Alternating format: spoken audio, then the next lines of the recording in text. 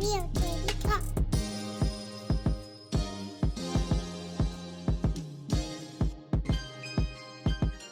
Hey YouTube, it's your girl, The Real Teddy Talks, educating you every Monday, Wednesday, and Friday on entrepreneurship, your hustle and your grind, and building generational wealth. And today we're going to talk about generational wealth and breaking free from your comfort zone and why your comfort zone is such a danger zone. So generational wealth. There are families and generations and people who grew up around their elders and the adults and the older people in the family who are always talking about building wealth.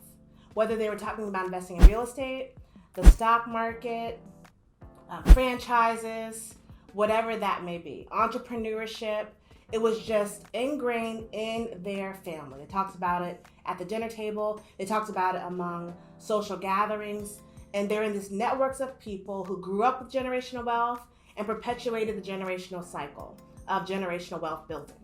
Then there are those of us who money was always spoken about negatively. It was spoken about from a place of lack.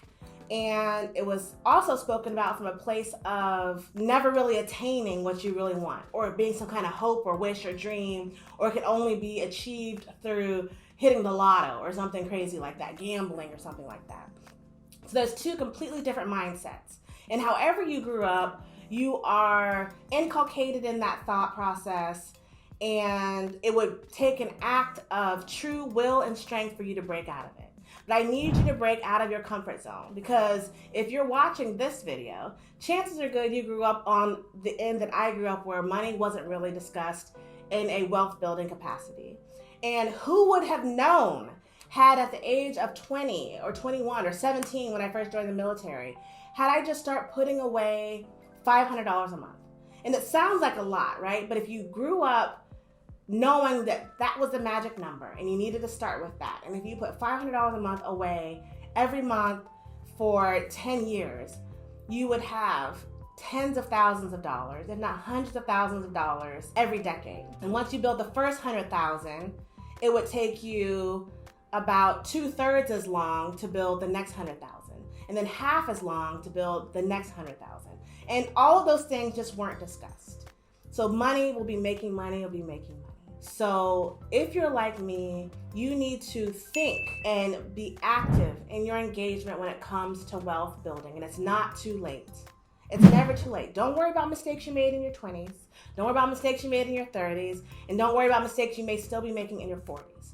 When an opportunity is presented to you or in front of you, and it sounds like it's something you should learn about it. Because there's always tomorrow. We as human beings are living longer and longer. And there's so much life ahead of us. And I've made more money in the last 13 years, I would say, when I really got on the track of wealth building. I was in my late 20s. So not just saving money. I was always been a saver, but I didn't start building wealth till I was almost 30. So I've made more money in the last 13 years than I probably made my whole life in wealth building. And had I took those same principles and done them when I first started working when I was 16, I could only imagine where I'd be. But we're not worrying about that. We're worrying about you taking what information you have in front of you and using it to your advantage now. And that brings me to cryptocurrency.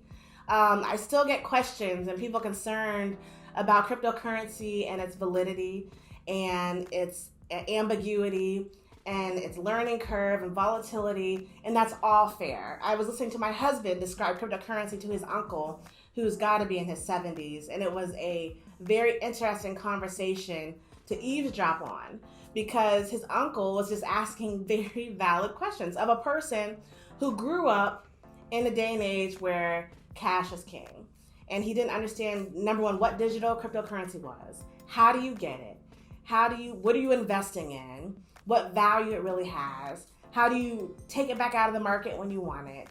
And what's making it increase in value? So those are all valid questions. All questions I will answer in my cryptocurrency course. So sign up for the wait list. It'll drop in about 3 weeks. I want to answer in detail, step by step, answers to those questions, because those are real questions. And the backing of cryptocurrency versus the stock market. In my next video, I'll discuss that and how it's different. But I'm going to tell you, you are getting in early. Can you imagine how the stock market had to have been described back in like 1910 or 1920, people probably thought it was a crock of crap, right? And look at it now. Had people been investing since the 30s or 40s, even through the depressions and all that, imagine where they are today. I'll tell you where they are today. They're in those very rich and wealthy neighborhoods in your city of people who knew what generational wealth was and they perpetuated it. So cryptocurrency is that. It's new. There's almost 10,000 coins. It ain't going nowhere. I assure you of that. It's going nowhere but up. Will it change over the next few years? Yes. Will it change in form and fashion and regulation in the next several years? Yes. But you are getting in on the ground up and you have no choice now, but if you make good decisions to make money. That's all I can say. Change your comfort zone. Get out of that thing that is making you comfortable, but is not making you money, so that you can start to be uncomfortable and a little richer. This is The Real Teddy Talks, signing off.